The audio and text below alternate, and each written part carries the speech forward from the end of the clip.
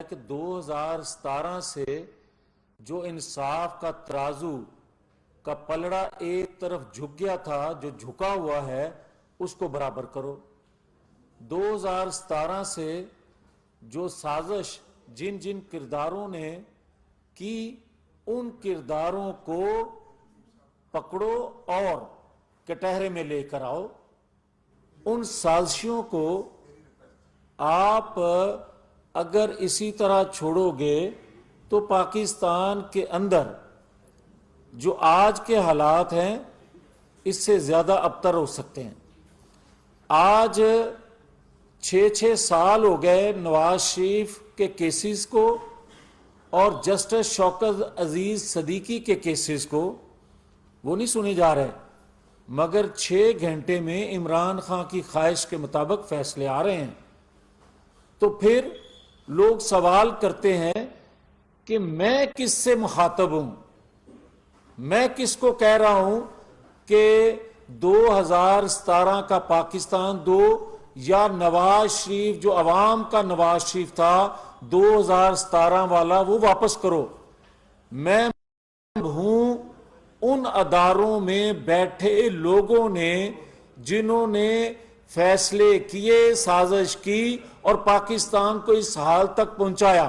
میں ان اداروں سے مخاطب ہوں، اور میں ان اداروں کو مخاطب کر کے یہ بات کہہ رہا ہوں کہ کوئی مجھے یہ بتائے کہ الطاف حسین کو گود میں لینے کے بعد عمران خان کو گود لیا گیا، اور پھر عمران خان کے ساتھ بھی ریاستی وسائل اور ریاستی قوت کا اتنا بے دریغ استعمال کر کے اس کو اتنا طاقتور بنا دیا کہ آج وہ وہی کر رہا ہے جو الطاف حسین نے قوت لینے کے بعد کراچی میں کیا تھا، جب کراچی کو برباد کیا تھا۔ اور پھر اس نے کراچی کو جب جناح پور بنانے کا اعلان کیا تو پھر انہی اداروں کو الطاف حسین کے خلاف آپریشن کر کے کراچی بنانا پڑا، جناح پور بنتے بنتے۔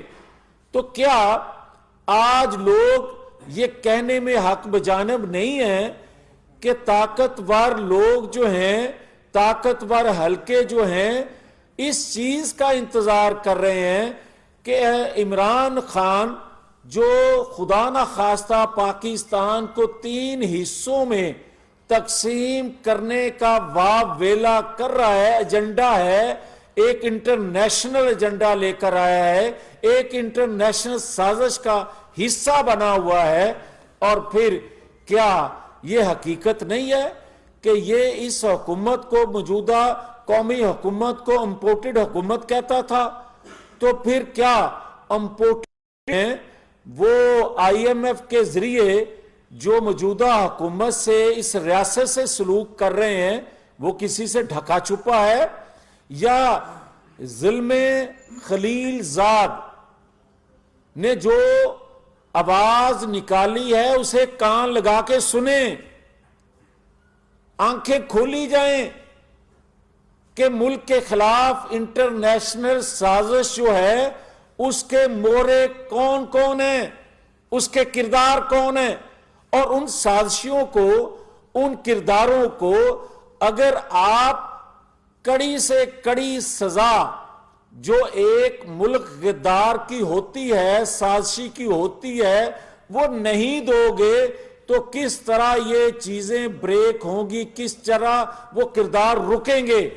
مگر وہ سلوک نہ کرو جو پرویز مشرف کے ساتھ کیا تھا۔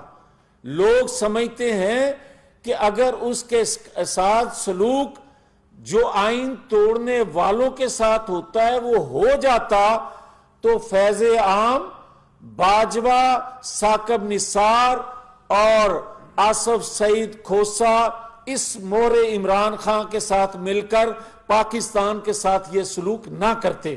مگر آج جو کل اپنے آپ کو بابا رحمتے کہتا تھا، جس کو قوم بابا زحمتے کے نام سے جانتی ہے، وہ بابا زحمتے آج بھی آزاد ہے، اور جس کے خلاف سازش کی گئی، عوامی لیڈر، عوامی محسن، پاکستان کے محسن نواز شریف سے وہ آج بھی جکڑا ہوا ہے، وہ آج بھی آزاد نہیں ہے۔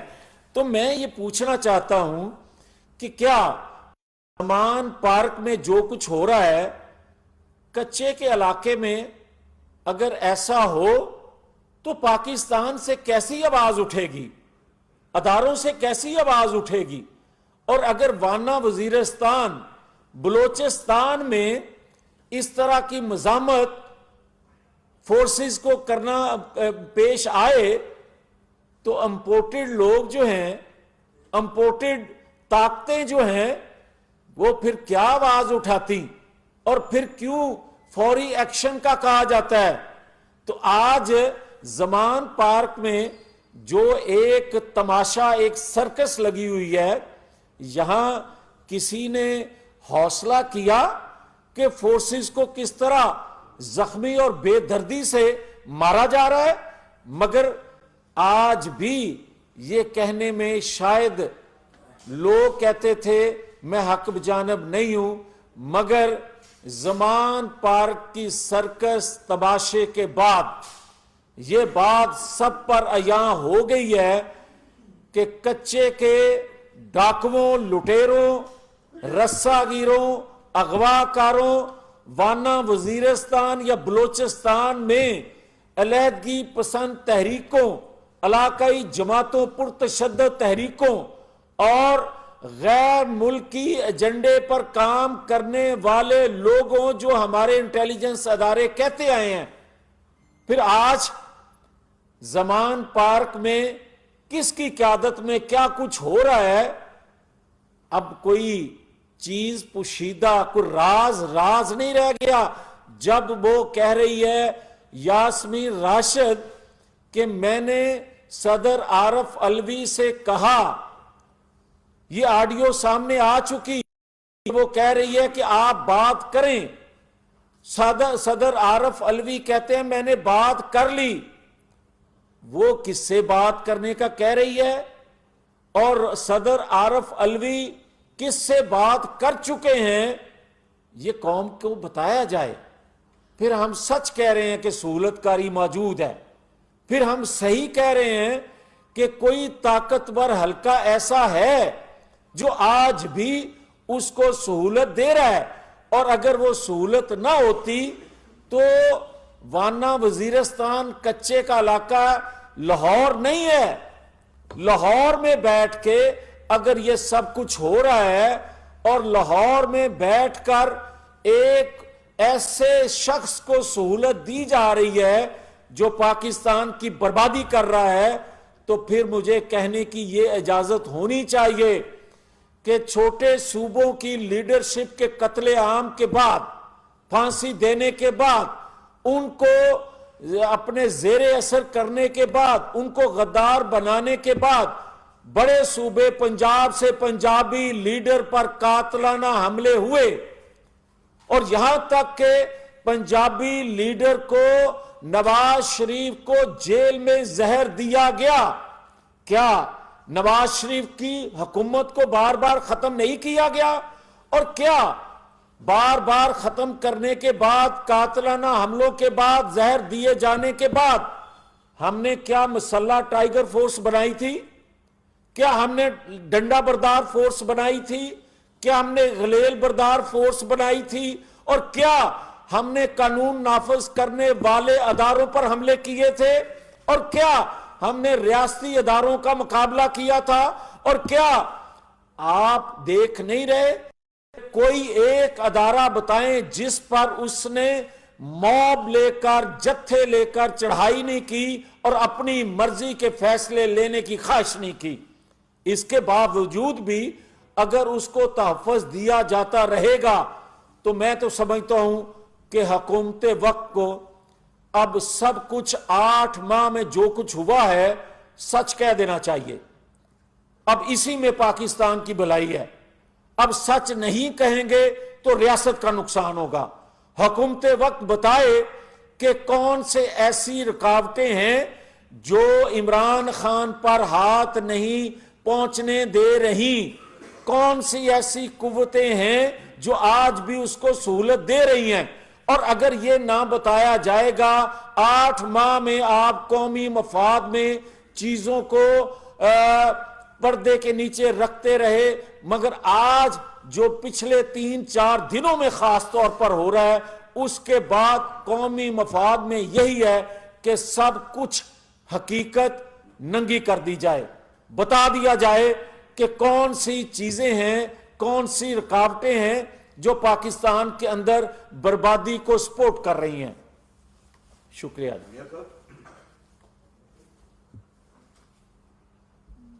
رضوان مشتبہ صاحب، سینئر جرنلسٹ۔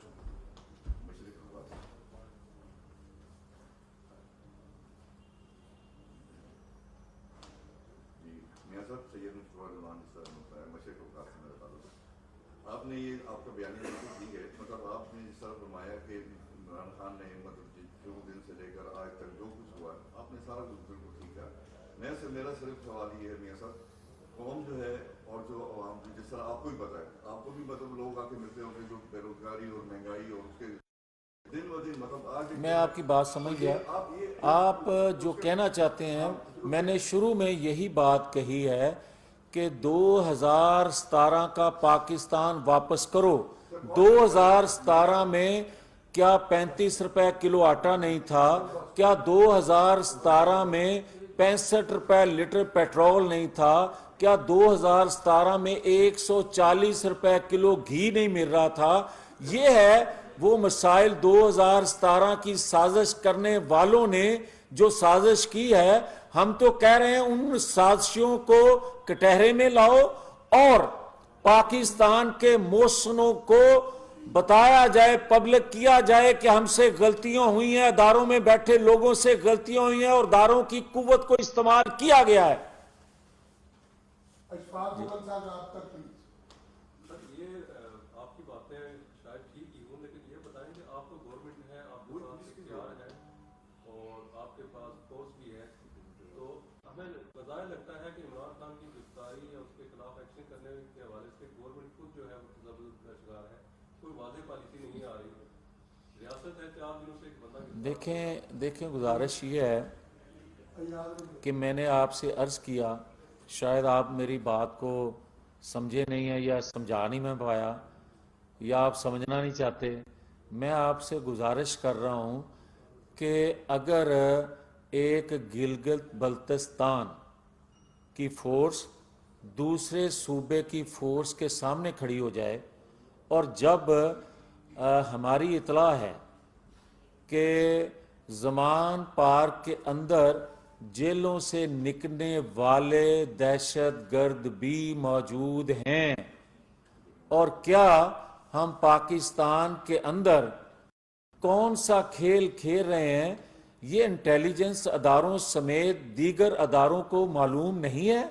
اور کیا حکومت وقت جو ہے وہ ریاستی اداروں کی رٹ قائم کرنے میں آپ اگر سمجھتے ہیں سنجیدہ نہیں ہے، تو پھر آپ یہ کیوں نہیں کہہ دیتے کہ حکومت وقت ہی سنجیدہ نہیں ہے اپنی حکومت کرنے کے لیے؟ یہ کبھی نہیں ہوتا۔ میں تو آپ کو کہہ رہا ہوں کہ حکومت وقت کو ہر چیز سچ اب کہہ دینی چاہیے کہ جو رکاوٹیں عمران خان کو گرفتاری میں حائل ہیں وہ قوم کے سامنے رکھنی چاہیے تاکہ آپ کے اور میرے قوم کے سوالوں کا جواب مل سکے۔ ایاز خان۔ جو آپ نے کہا جو رکاوٹیں ہیں عمران خان صاحب کی گرفتاری نہیں ہونے دے گی، وہ آپ کی گورنمنٹ ہے، وہ یا آپ کو عوام کو بتانا نہیں چاہیے کہ کون سی ایسی رکاوٹیں ہیں جو گرفتاری کے راستے میں آ رہی ہیں؟ اور گورنمنٹ تو طاقتور، وہ تو جب چاہے عمران خان کو گرفتار۔ آپ جو اس گورنمنٹ کو طاقتور کہہ رہے ہیں، آج تو قومی حکومت ہے نا۔ 2017 میں ایک جماعت کی حکومت تھی اور وقت کے پرائم منسٹر نے خود کو بے گناہ ہوتے ہوئے خود کمیشن بنانے کا اعلان کیا تھا، اور پھر جس طرح جے آئی ٹی بنی اور پھر جس طرح دباؤ میں لا کر ثاقب نثار کے بقول پھر فیصلے لیے گئے، تو وہ آج تک ختم نہیں ہو سکے، بلکہ یہ ہوا کہ تمام کرداروں نے اعتراف جرم بھی کیا मगर इसके बावजूद इतराफ़ जुर्म करने वाले लोगों को क्रिटिसाइज किया जा रहा है, मगर जिसके साथ जुल्म हुआ है उसको आज भी बेल आउट नहीं किया जा रहा। सर साकिब राठौर कश्मीर टाइम्स से, सर ये बताइएगा कि कल आपने भी और दिगर जो रहनुमा थे मुस्लिम लीग नून के और हुकूमत के, उन्होंने कहा कि जीबी की जो फोर्स थी वो पंजाब पुलिस के उसके बाद आईजी जीबी को भी हटा दिया गया अपने ओहदे से, वहाँ पे नया आईजी आ गया। क्या इसके खिलाफ कोई कार्रवाई होगी या को गद्दारी का मुकदमा रियासत के अंदर, अगर रियासत के सामने खड़े हुए हैं तो उनके खिलाफ कोई गद्दारी का मुकदमा? जिन्होंने वाज़ेह तौर पे आइन तोड़ा और जिस पर गद्दारी का मुकदमा बना उसका नाम है परवेज़ मुशर्रफ, उसके असरात उस गद्दारी के मुकदमे में आज तक मुस्लिम लीग नून भुगत रही है। तो उसके बाद आप किससे तवक्को रखते हैं कि गद्दारी के मुकदमात और बने? मगर जहाँ तक एक्शन का तल्लक है, अगर उनका ये रोल फेल ना होता तो उन पे एक्शन ना होता। बहुत शुक्रिया। वफाकी वजीर मियां जावेद लतीफ इस्लामाबाद में न्यूज कॉन्फ्रेंस कर रहे थे। उनका कहना था कि मुल्क में रियासती इदारों के YouTube पर गूगली न्यूज देखने के लिए youtube.com की सर्च बार में गूगली न्यूज टीवी टाइप करें। गूगली न्यूज के पेज पर सुर्ख रंग के सब्सक्रिप्शन वाले बटन पर क्लिक करना ना भूलिए। YouTube पेज पर अपलोड होने वाली वीडियो से बाखबर रहने के लिए बेल आइकन पर क्लिक कीजिए। आपको हर नई वीडियो के बारे में नोटिफिकेशन मौसूल हो जाएगा।